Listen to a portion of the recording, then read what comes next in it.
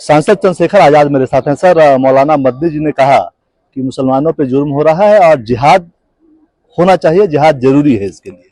देखिए, पहली बात तो हम यहाँ से शुरू करेंगे कि जिहाद का अर्थ क्या है। जिहाद एक अरबी वर्ड है, हिंदी भाषी शब्द नहीं है। इसका हिंदी अर्थ है जद्दोजहद, जुल्म के खिलाफ संघर्ष। तो जुल्म के खिलाफ संघर्ष के नारे तो आज़ादी की जंग से लेकर अब तक लगते रहे। उन्होंने कहा जब जब मुसलमानों पर जुल्म होगा तो उनको जिहाद करना चाहिए, यानी कि जब जब उन पर जुल्म हो तो उनको संवैधानिक दायरे में रहकर संघर्ष करना चाहिए। और ये तो इसकी आज़ादी तो भारत का कॉन्स्टिट्यूशन देता है।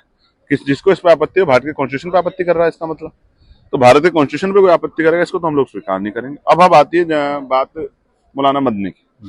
मौलाना मदनी, उनका संगठन जमीयत उलमा हिंद, देवबंद की पाक सरजमी। और मैं आपकी जानकारी के लिए बता दूं कि जब जब देश की आज़ादी के लिए संघर्ष हुआ 1919 से, जब से उनकी जो तंजीम उसमें आई मैदान में, तब तक उन्होंने आज़ादी की लड़ाई में योगदान दिया। सविनय अवज्ञा आंदोलन हो, भारत छोड़ो आंदोलन हो, या जब हमने विदेशी वस्तु का बहिष्कार किया, सब में असहयोग आंदोलन में भी उन्होंने बढ़ चढ़ के हिस्सा लिया। वहीं से एक तहरीक चली, रेशमी रुमाल तहरीक, जिससे प्रभावित होकर देश के लाखों मौलानाओं ने उसमें भाग लिया, जिसके कारण हजारों मौलानाओं का बलिदान हुआ। शामली से लेके और दिल्ली तक हर एक पेड़ पे एक मौलाना को मार के अंग्रेजों ने लटका दिया।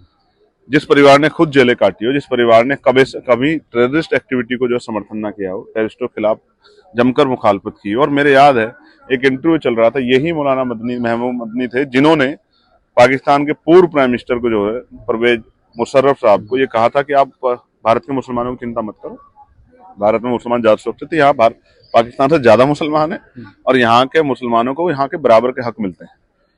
यही मौलाना महमूद मदनी है जिन्होंने पाकिस्तान के प्राइम मिनिस्टर को ये जवाब दिया था सार्वजनिक रूप से।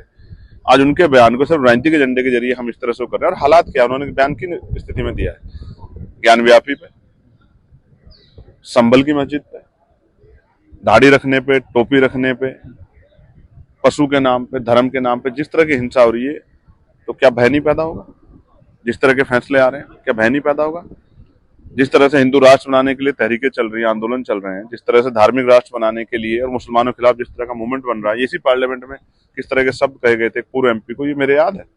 तो ये सब चीजें जब देश में हो रही है तो क्यों अपने लोगों से ना कहे जाए कि उनको संवैधानिक रूप से इसके खिलाफ आंदोलन करना चाहिए। सांसद नदवी भी कल सदन में बोल रहे थे और उन्होंने कहा कि मुसलमानों के खिलाफ जुल्म हो रहा है, जिहाद होना चाहिए, दबाया जा रहा है। क्या आप लोग को लगता है देश में मुसलमानों को दबाया जा रहा है? बिल्कुल दबाया जा रहा है। उनकी धार्मिक आस्थाओं को दबाया जा रहा है, उनके धार्मिक जो उनके इंस्टीट्यूशन है, सेक्शन इंस्टीट्यूशन, उनको जो है नुकसान पहुंचाया जा रहा है, उनके ऊपर बुलडोजर चल रहा है। और दलितों, पिछड़ों, तमाम लोगों का यही हाल है, आदिवासियों का यही हाल है, महिलाओं का यही हाल है, किसानों का यही हाल है। जो भी अपने संघर्ष करता है उसका यही हाल होता है। सरकार के नेतृत्व में सरकारी एजेंसी और पुलिस उनके साथ इस तरह का व्यवहार करते, किसी छिपावा नहीं। सत्ता पक्ष ये कहता है कि इस तरह का बयान संसद में देने से माहौल, मैसेज खराब जाता है।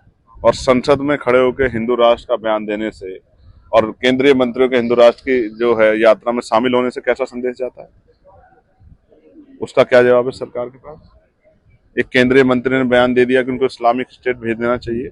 मैं पूछना चाहता हूँ किसे किसे भेजेंगे? कल अगर दलित विरोध करेंगे तो दलितों को कहाँ भेज देंगे? पिछड़े विरोध करेंगे तो उनको कहाँ भेज देंगे? मंडल की लड़ाई लड़ने वालों को कहाँ भेजेंगे? आदिवासियों को कहाँ भेजेंगे?